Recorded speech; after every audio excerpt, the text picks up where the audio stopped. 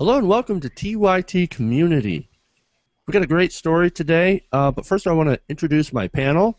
Today with me, of course, I have my wonderful co-host, Rhiannon Avaneen. Good evening.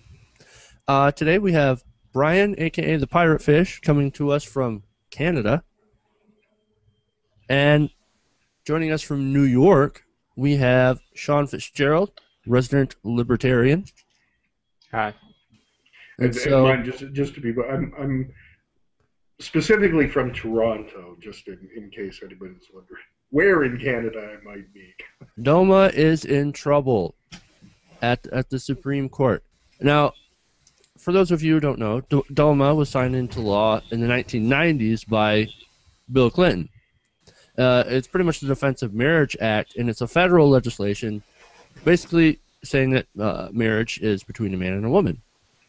Now, of course, there's been a challenge in the court, and there's supposed to be a ruling sometime soon on DOMA, whether or not it's unconstitutional. And from what I've been reading, the latest on it is that the court is starting to consider striking down DOMA and Proposition 8. Now, Proposition 8 is a same-sex ban out in California. So I just want to open this up to the panel and just say, you know, what do you think is going to happen? Do you see DOMA getting struck down and therefore seeing a bunch of states beginning to legalize same-sex marriage? Or do you see the opposite happening? Do you see them upholding DOMA? I just want to throw it out to the panel. The thing about DOMA is it's not doing what it was intended to do. What it was intended to do is that it doesn't recognize it's not supposed to force states that don't want to recognize same-sex marriage to recognize same-sex marriage, and theoretically states that want to recognize same-sex marriage are supposed to be protected by DOMA, but that's not the case. And I personally think that DOMA is going down, and it's going to be a 5-4 decision.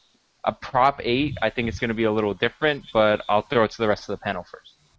I can't make up my mind about whether or not I think that DOMA and Prop 8 are going to be struck down in the Supreme Court or not, because I sincerely and desperately hope so, and I will be tragically disappointed if it doesn't happen. But I don't think that equates to me believing that it's more likely that it's going to happen than it isn't going to happen. I certainly hope so. It certainly seems that the liberals or the more liberal-minded people on the Supreme Court are making very strong and decisive arguments to strike down Prop 8 and DOMA, and hopefully at least DOMA will get struck down. I think that DOMA will get struck down. Now, interestingly, Justice Kennedy is actually saying that the federal law has it intruded too deeply into the power of the states. So he's coming at it from a states' rights perspective. Now, that's a good conservative argument against the whole federal legislation of DOMA, and I just want to get everybody else's opinion on this one as well, because I think that's an interesting angle to look at it from. Now, Sean, what do you think? Well, I mean, I'm the states' rights guy on the panel. I think that DOMA will go down probably because of states' rights, not because 5 justices will agree it's states' rights. 4 justices will vote against DOMA on a different principle, but Kennedy will probably be the deciding vote and make it a states' rights issue. The problem with that is that eventually it's going to come right back around to the Supreme Court when certain states are getting the federal benefits for same-sex marriage and other states aren't. So I do think it's going to happen in that long, drawn-out process of, you know, DOMA being gone, then some states having same-sex marriage with federal benefits, some states not having it, and then it's just going to come right back around to the Supreme Court. And I think, honestly, the justices are just hoping that they might not be there the next time it comes back around. All right, that's an interesting perspective there. Brian, what do you think, man? It's inevitable. It's going to happen. It's going to fall. I don't know whether it'll happen right now. It may, like Sean says, it may drag out for a while yet. But it's inevitable. It's going to happen. I mean, if you take a look at yourself, and when I say yourself, as America, as in relation to all the other developed countries in the world that now have same-sex marriage. It's not a favorite of everybody everywhere. A lot of European countries have it, but a lot of the population are still opposed to it and speak out against it. But it's there, whether those people like it or not. Where I am, we've had same-sex marriage up here since 2004. When it happened, it wasn't a slam dunk. People didn't just go, "Oh yeah, go for it." There was a contingent that was against it, but it happened, and everybody lives with it now, and it hasn't affected life in any way, shape, or form for anybody who is opposed to it. So at your stand right now, the amazing part is that you haven't done this yet. That's the part that shocks most people. Not the fact that you're fighting over it, the fact that you still that it's taken so long for you to get to this point. And that's why I say it's inevitable. It's going to happen, whether it happens right now or I would say no more. In my personal opinion, no more than another 10 years before it's there, if it doesn't happen right now. I agree, and you make a lot of good points. That it is an inevitable thing. And not just with the taking down of DOMA and Proposition 8, but it's inevitable that gay marriage is going to become legal in this country. It's a necessity. More and more people are going to demand it. And the most infuriating thing is, like you said, why hasn't it happened yet? Oh, well, gay people are one of the oldest, most viciously attacked minority in the history of humankind. There's such a long history of demonization and hatred which goes towards people in most cultures who deviate sexually in any way, homosexuality, bisexuality, transsexuality.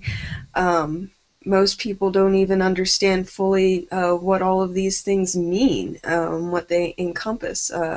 I've had awkward conversations with my own relatives and very embarrassed to have to explain to them what bisexuality means, what transsexuality means, the fact that gay people are not also pedophiles.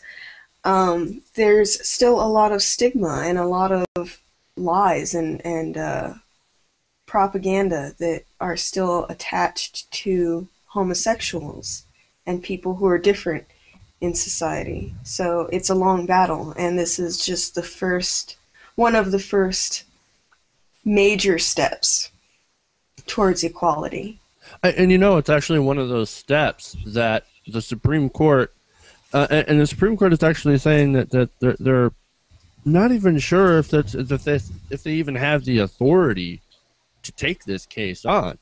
I mean, they're in unfamiliar waters, and you see some of the justices. You hear some of the justices saying, just that. Maybe we shouldn't have got involved in this case. Well, but nonetheless, they are involved, and there will be a ruling, and I can't wait to see what it is, because I think that this is one of those issues that isn't, that it's kind of a game changer as far as civil rights.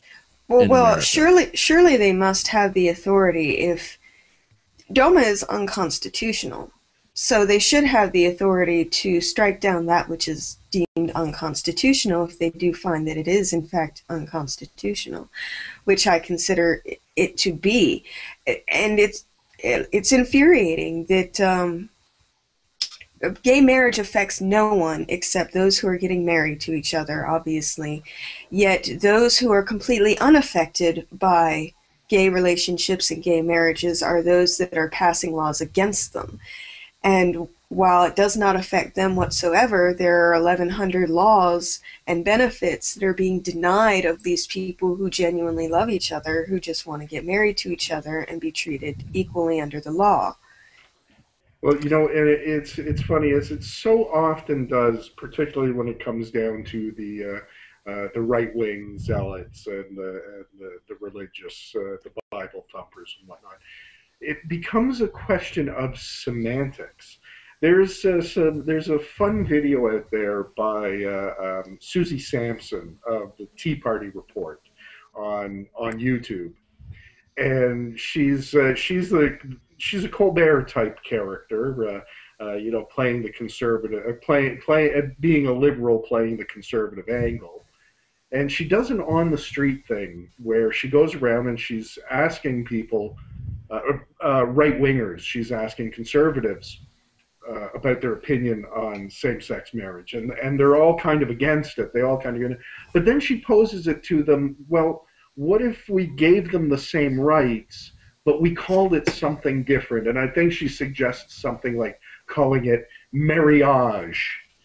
If we call it marriage, and when she poses that question to them, all these people who are against it were like, "Oh yeah, that's fine. Just don't call it marriage." So it becomes this thing of semantics. For some reason, the Defense of Marriage Act to the man on the street seems to be defense of calling it marriage, not what it actually is. And that's kind of the funny part. They need to somehow feel set apart from, or sort of elitist from that which they find abhorrent. Yeah, because like she says, as soon as she says, "Well, what if we called it mariage?" And then they're like, "Well, that wouldn't be so bad then. We could do that. That would be all right." As long as they're not like me. Well, okay, Yeah. So what they need to do is, you see this, like, people can't divorce, and yeah, I know, funny choice of words, right? They can't really divorce the issue of, or I should say, the word from its religious meaning, because it has two different meanings. There's a marriage in a religious context, of which I don't care for. It's just a ceremony to me, okay? And then there's marriage in the civil, in when it comes to law. That's really what gay people are trying to fight for. It's just that equal under the law. This is one of those misguided arguments you hear from so many when they argue this, is for some reason they all have this impression. I say they all, and I'm talking about the proponents of it. They all have this impression that somehow the government is now going to make churches have gay weddings, whether the church wants to or not. And this is completely bastardizing the issue, because this is not what it's about. It's not about the federal government isn't going to suddenly step in and go, "Oh, okay, Catholic Church, you now have to perform gay weddings, whether you like it or not." But that's how they spread their right-wing propaganda. Exactly. They tell you that, well, if you let the liberals have their way, then they're going to come to your house, take away your guns, force you to turn gay, marry someone of the same sex, and have abortions every month. While having to replace all of your light bulbs with CFLs. And taking free birth control. Yes, absolutely. So no, it's just crazy. In their Prius. Yeah. There you go. But and that's kind of the problem is that you can't just separate the religious marriage from the civil marriage, because they are two completely different things. I don't see anything wrong with extending same-sex couples the same benefits that my wife and I both enjoy.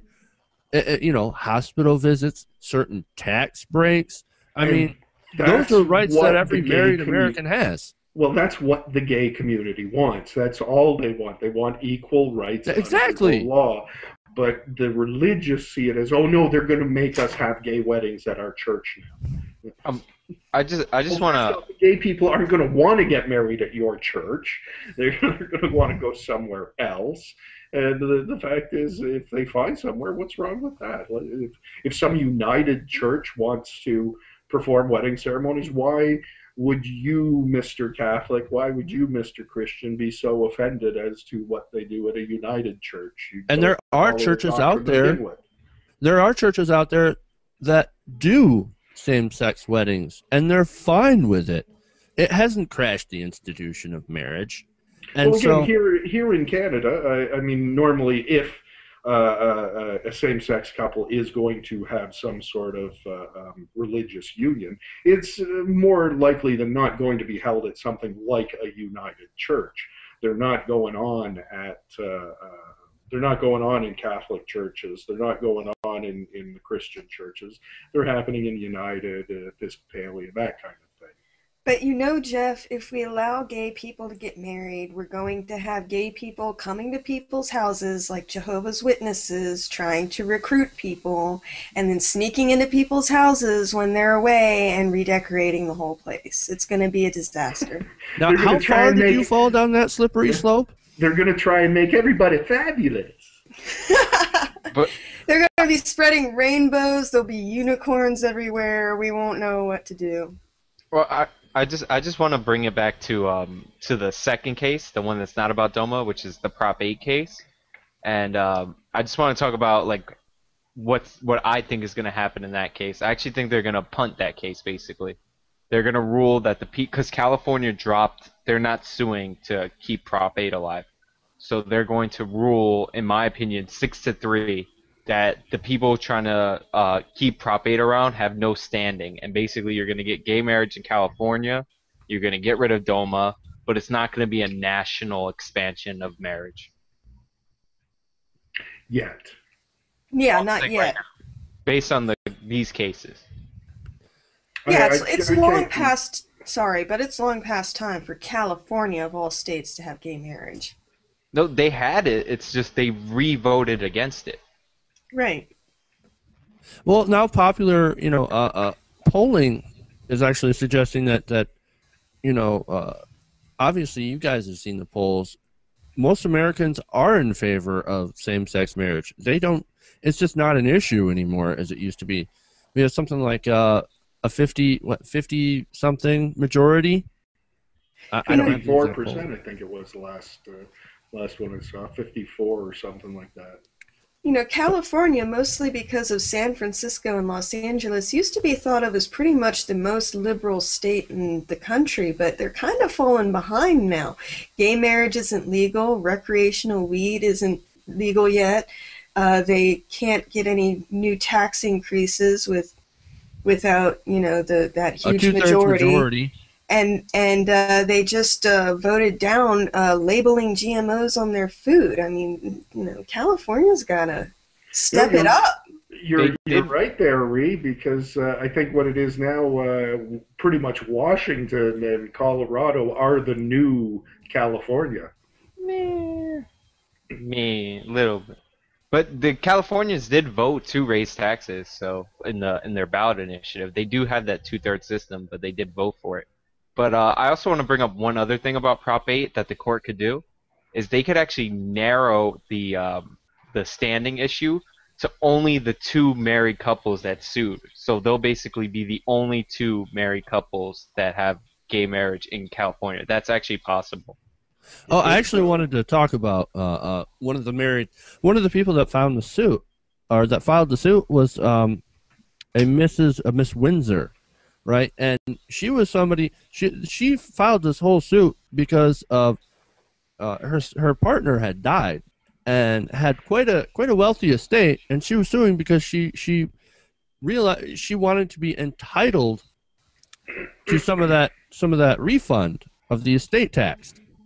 So I mean, this kind of gets into the question of, into the fact of it's partly because of the money, or maybe I'm wrong, but I want to get your guys' thoughts on whether money had a big part to play in what you see now happening with same-sex marriage. Is it the money? How big of a factor is the money? I think if you're going to say that, then you got to ask that exact same question of a same-sex, of a heterosexual couple who are not legally married, who suddenly bring up a case that they are entitled to something through their common law spouse. I don't think that's fair at all, because why should a same-sex, becomes the whole crux of the question, why should same-sex spouses not be able to claim things like survivor benefits, insurance beneficiaries, so on and so forth as a spouse? Why can a same-sex person not have the same entitlements? Well, So I don't know, and to answer the question you were asking there, Jeff, no, I don't think it has to do with the money. The money is what the issue is about. Her outrage, her reason for bringing the suit is not because of the money. No, I'm not just talking about her. I'm talking about the whole change in perception. Look at some of our elected officials. You had Joe Biden and Barack Obama actually coming out first and saying we're starting to support gay marriage. We have finished evolving. But did that have anything to do with the money? Because we had on the side of the president during the election a lot of wealthy donors that were gay. But Jeff, the whole idea behind marriage as a legal sanctioned union is about money. That is the only reason for marriage, whether it's same-sex or not. It all comes down to the money. So I just see that as kind of unfair, because yes, it is about the money, but no, it's not about the money. The suit itself, I can't say that it's about the money, but I'm just saying that the whole issue that has now become more of the forefront in politics lately is because I think changing attitudes and stuff, it's going to eventually be, a same-sex marriage, and there's nothing wrong with it. But you're having the politicians, the political class, now getting behind same-sex marriage, and I think money does have, and not to mention the polling. Oh, wait, I'm sorry. I may have misunderstood what you meant by "is it about the money?" I thought you were talking about, no, correct me if I'm wrong, I thought you were talking about the woman who's brought suit against the state. No. Is she doing it for the money? Or are you saying, are the politicians changing their stance because of the money? I was saying the politicians. Because they're going where the money is. Yeah, and not to mention they're also going where the public opinion right, is because as that's well. Where the money is, yes. So money plus public opinion equals every politician jumping on the bandwagon. Well, in that case, quite honestly, for what the outcome of that is, who cares if they're doing it for the money? So long as they do it. So long as they do it. Yeah, I don't know, and I wouldn't completely disagree with you. I mean, there's obviously, we know what politics is, and we particularly know what U.S. politics is. So to say what you're saying is not craziness. It's not ridiculous. There's certainly validity to what you're saying. Is it the only reason? I would like to think it's not the only reason, but there's a good possibility it could be the only reason. And in the end, like I said, who cares? If it happens, this is a good thing, whether it was for the money or not. Yeah, I totally agree with that sentiment. I just thought it'd be interesting to throw out that question. And Rhi, you didn't answer that yet. What do you think? You see, it bothers me that people like Barack Obama and Hillary Clinton and Bill Clinton weren't publicly out in favor of gay marriage and gay rights and gay equality in the first place. The fact that they had to come out for these things bothers me. I think that some of the politicians really genuinely believe that it's the right thing, and that maybe they just didn't give it enough thought before. Some people are just thoughtless that way. If it doesn't affect them, then they don't care that much.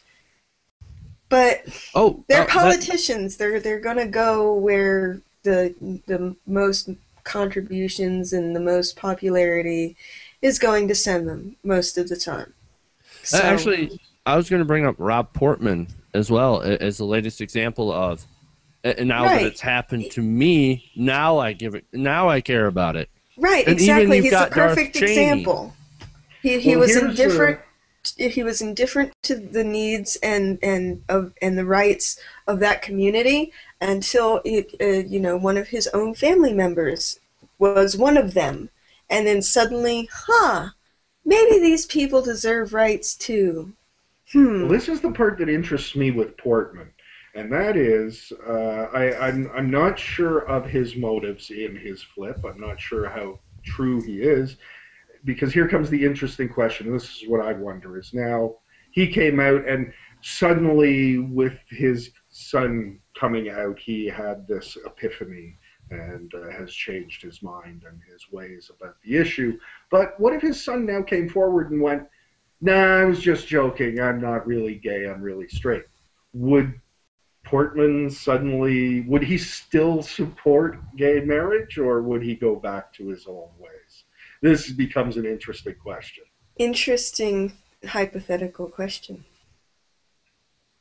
Yeah, it is an interesting hypothetical question. But I really don't have an answer to it. No, but look, if the that's money's already how there, you would have to tell whether the conviction was there or not, or whether it was only because it was affecting him. Well, there's no way to tell now, because I don't think he would go back on it, because he made himself publicly in favor of it. Now, if he went back on it, then it would just be a disaster for him. Well, and there's a problem with these politicians that say that think that they can say one thing, and then 2 weeks later say something different. You realize that they're on camera when they say these things, that it's recorded, that there's videos that you can go back and say, no, you said something else 2 weeks ago. Yeah, Mitt Romney couldn't seem to understand the concept of video technology. So no, I don't see Portman going back on that, even if such an implausible situation happened. It would be good news for Ohio. Well, it doesn't. And now the question, again, and maybe a little vague there in the way I stated that question, because that's true what you're saying. But it would be curious to find out whether, because politically you're right, there's no way he could flip-flop now without becoming a complete failure. But what about in his honest opinion? Right now he's for equality because his son is gay, but if he were suddenly to find out that his son was joking and just trying to make a point, would his personal convictions right? Yeah. If only we could get inside of his mind and regardless of what he says politically, what would he do personally? Well, how are we doing on time? Well, since we can't go into Portman's head, why don't we just instead deliver some final thoughts? Okay, so I want to start actually with Brian. Give us your final thoughts on this. My final thoughts is, hey, I'm hoping for you guys. I am. I'm hoping that the DOMA gets overturned. I'm hoping Prop 8 gets overturned. It's time. It's just time to have it done. It's time to come to the 21st century. Good luck to everybody. We're rooting for you. All right, Sean, give us your final thoughts, man. What do you think about DOMA? What do you think is going to happen? Like I said, if you're following me on Twitter, I tweeted this out a few days ago. I think DOMA's done. It's going to be a 5-4 decision, and I think Prop 8 is going to be rejected due to lack of standing. So California most likely will have gay marriage again. Least likely, maybe the two couples that sued from California will just get their own marriage, which could happen. I'm just pointing it out. But it's not going to be a national right to marry. It's going to be a punt on Prop 8 and down with DOMA. All right, Rhi, what do you think? Here's your final thoughts. Well, I think everyone should go to my YouTube channel, The Lady Rhiannon, and watch my gay rights and marriage equality video. Because I go into a lot more detail, and there's a lot of good information in there. Like, for instance, in all of the countries in the world, only 11 of them recognize gay marriage or allow gay marriage, and there are still some countries out there where it's not only illegal, but people are put to death for being gay. It's a disturbing and terrifying thing to be a gay person in almost any country right now, and it's a sad reality that people who love each other, who are committed to each other, who often spend most of their lives together, can't get married the same way straight people can. It's something that holds us back. It's an embarrassment upon this. It's an embarrassment upon this country, especially since countries like Canada and Iceland have already taken that huge step and legalized gay marriage. So it's time for us as a country to step up to the plate and make it happen. There's no reason it shouldn't happen, since the majority of people now are in favor of gay marriage. Taking down DOMA and Prop 8, which I hope will be the result of this Supreme Court trial, is not going to lead immediately to gay marriage in this country. But I think it is a vital and necessary, huge step. And I think that Brian was right. Within about 10 years, I think that we will see gay marriage federally legalized in all 50 states in this country. All right, well said. For my final thoughts, I just want to say that I'm glad this country. I'm glad the country is moving in this direction. I think it's way beyond time that we actually give people, American citizens, the rights that they should have, that equal under the law. We're supposed to have equality under the law. And the whole problem with this argument, and I said before, is the word itself of marriage. What does it mean? And you have two different meanings for the same word. One is a religious context, one is a civil context. And really, it's beyond time for the civil part to be recognized for everyone, for people in committed homosexual relationships. And so I'm really glad that DOMA is being discussed, and that so far it looks really good for the case for equality. And as far as Prop 8, I'm not sure what's going to happen with Prop 8.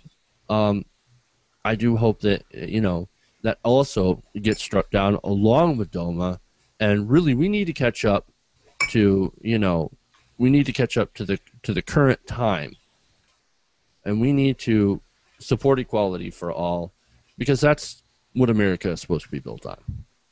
It's supposed to be equal protection under the law. And it's about damn time that we get it. All right, and I want to thank you guys for joining us here on TYT Community. Where can we find our panelists? Rhea, let's start with you. Where can we find you, girl? Well, like I said, you can watch my YouTube channel, which I really hope you do. Subscribe at youtube.com/LadyRhiannon824. Find me at Twitter at LadyRhiannon824, Facebook.com/LadyRhiannon824, and please read my blog at LadyRhiannon824.blogspot.com. It's great stuff. You should check her out. Sean, where can we find you, man? It says it right here. You can find me at you can find me at IamSean90 or YouTube.com/IamSean90. All right, Brian, where can we find you, man? Hey, easiest place to find me is on YouTube, right down here, like it says, and anywhere else there is to follow me, you'll find links there to find them. All right, and you can find me on Twitter at Jeff's Politics, and you can watch my YouTube channel, youtube.com/JC Waldorf, and you can subscribe to this show at youtube.com/TYT Community. Like and subscribe. Follow our show. We do great clips. And I want to thank the panel for joining us tonight.